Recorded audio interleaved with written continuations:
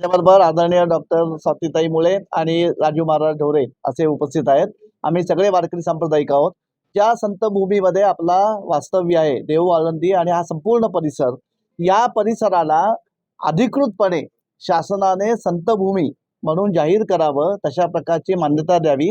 आणि आमच्या डोळ्यासमोर जे प्रारूप आहे ते उत्तरांचलचं आहे.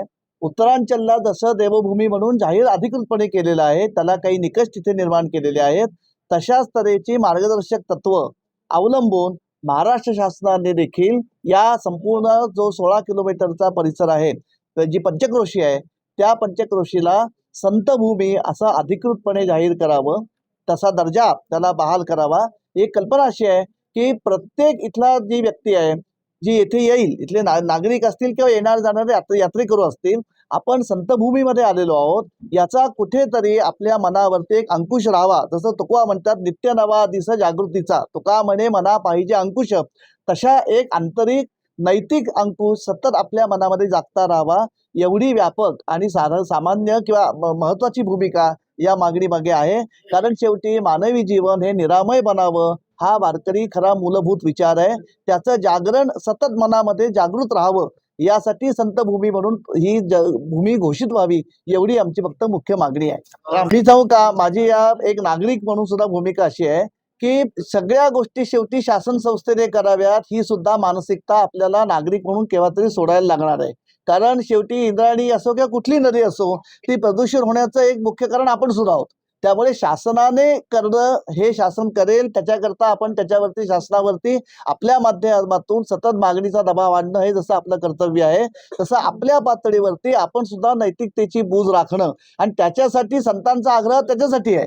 ती संतभूमी ही म्हणून आपल्याला हवी आहे, किंवा तो दर्जा हा त्याच्यासाठी आपल्याला हवा आहे. ही सगळी मागणी करत असताना टिळक सर, तेव्हा ही संतभूमी जाहीर होईल शासनाकडनं किंवा अभिप्रेताची जाहीर होईल, हे होत असताना त्या सगळ्या परिसरामध्ये पंचकृषीमध्ये जी काही मांस विक्री आहे, वैध अवैध धंदे आहेत, म्हणजे तुमची मद्य विक्री पण आली त्याच्यामध्ये, तर तुम्हाला अभिप्रेत आहे का की हे सगळं बंद होणं अपेक्षित आहे? संतभूमीमध्ये कुठल्याही पद्धतीची हिंसा व्हायला नको या विचाराची तुम्ही सहमत आहे का? आणि निश्चित मागणी यालाच एक करू की कारण काही जे निर्णय आहेत ते स्थानिक पातळीवर पण होऊ शकतात. पोलीस प्रशासन असेल किंवा बाकीच्या यंत्रणा असतील, हे म्हणजे राज्य शासनाच्या परवानगीशिवाय पण इथे काही निर्णय घेऊ शकतात. त्यांना काही प्राथमिक अशी मागणी असणार आहे. आपली विनंती अशी आहे, हे बघा, माझं पुन्हा एक वारकरी म्हणून माझी जी निष्ठा आहे, ती वारकरी निष्ठा अशी आहे की जे ज्ञानदेवांचं वचन आहे की जे खळांची व्यंकटी सांडो, इथे प्रत्येक व्यक्तीने, मग तो व्यावसायिक असो किंवा नागरिक असो, जर ही भावना मनामध्ये ठेवली की मी संतभूमीमध्ये आहे,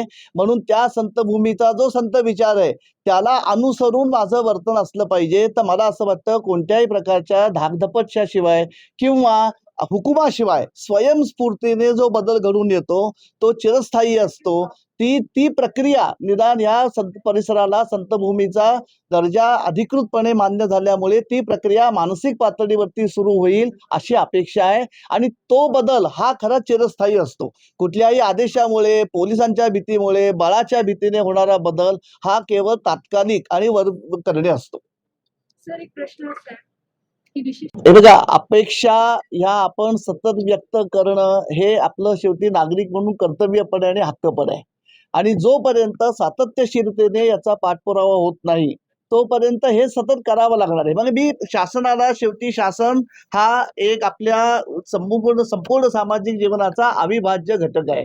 आणि शेवटी लोकशाही शासनामध्ये आपल्याला अखंडपणे मागणी लावून धरणं हे आम्ही अत्यंत प्रामाणिकपणे करणार आहोत. अपेक्षा अशी आहे की शासनाला ही तीव्रता कळल्यानंतर शासन या भूमिकेच्या प्रति सकारात्मक प्रतिसाद देऊन आवश्यक ती कार्यवाही करेल, ही आपली अत्यंत आमची मनस्वी धारणा आहे आणि तिला फळ येईल अशी आशा आहे.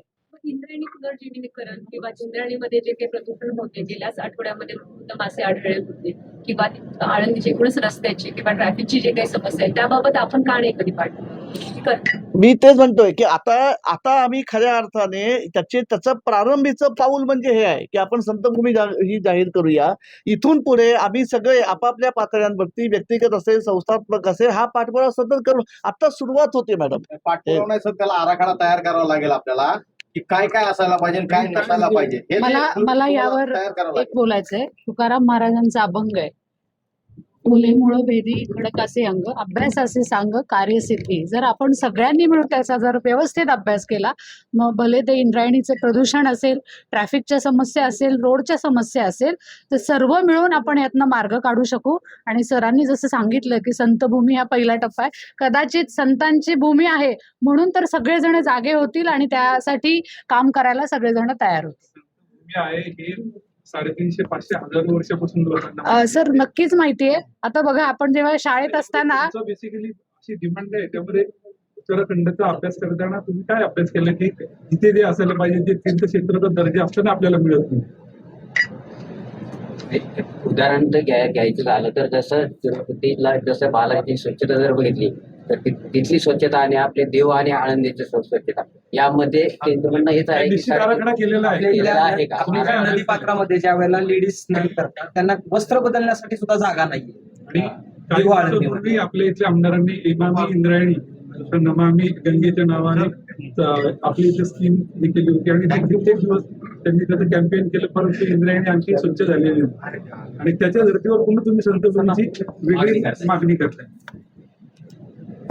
त्याचं कारण असं आहे, आता तुम्ही ज्या ज्या शंका उपस्थित केल्या त्या सर्व शंकांचं निराकरण शासन एका मागणीद्वारे करू शकेल. वेगळी मागणी इंद्रायणीची करणं, वेगळी मागणी शिहच्या तीर्थक्षेत्राची साफसफाई स्वच्छता असण्याबाबत करणं, पुन्हा वेगवेगळ्या मागण्या करण्याऐवजी जर ही या संतभूमीची मागणी केली त्यामध्ये हे सगळे निकष लागू पडतात. उत्तरांचलमध्ये आपण पाहिलं किती स्वच्छता आहे. आता सरांनी प्रश्न केला की स्नानगृह नाही, कपडे बदलायला जागा नाही, इंद्रायणीमध्ये स्नान करतात महिलांच्या बद्दल. तर हे जे सगळ्या सुविधा आहेत या एकाच मागणीतनं पूर्ण व्हाव्यात हीच तर आमची खरी इच्छा आहे की त्यांनी, आम्ही शासनाकडे मागणी करतोय, मग शासनाने ती बैठक घ्यावी, त्याचा आराखडा शासनाने तयार करावा आणि तो समाजासमोर मांडावा आणि त्या पद्धतीने शासनाने ते कार्य करावं. अंमलबजावणी त्याची अंमलबजावणी शासनाने करावी. हा आराखडा बैठक झाल्यानंतर शासनाने त्याच्यामध्ये लक्ष घालून तो पूर्णपणे तयार करायला हवाय, ही आमची खरी मागणी आहे. आणि मग त्यामध्ये शासनाने जे आपल्याला काही लागेल, ज्या काही आवश्यक बाबी आहेत त्या बाबीची आपण त्या ठिकाणी मागणी करूयात. संत भूमीबाबत निमोनी विश्वस्तांचं काय म्हणणं आहे? आळंदी असून आळंदी आळंदी असून तेव्हा विश्वस्त जे आहेत, दोन्हीही संस्थांचे प्रमुख विश्वस्त अध्यक्ष यांच्याशी सुद्धा आम्ही पत्रव्यवहार केला. सह्याद्रीवरती आता बैठक होणार आहे वारी संदर्भात, तर त्या दोन्ही पालखी सोहळा प्रमुखांना स्वतः आम्ही विनंती केली आहे की आपण मुख्यमंत्री साहेबांना हा संतभूमीचा विषय तुम्ही घ्यायचा आहे आणि त्या पद्धतीने आपणही मुख्यमंत्र्यांकडे पाठपुरावा करायचा आहे, अशी ही त्यांना विनंती केलेली आहे. तत्वशः अनुकूल त्यावर त्यांचं काय म्हणणं आहे? हो, तत्वशः ते अनुकूल आहे. कारण शेवटी हा प्रश्न सगळा देहू आणि आळंदी या तीर्थक्षेत्रांशी संबंधित आहे, त्यामुळे ते अनुकूल असणारच ना, साहजिकच आहे. एकंदरीत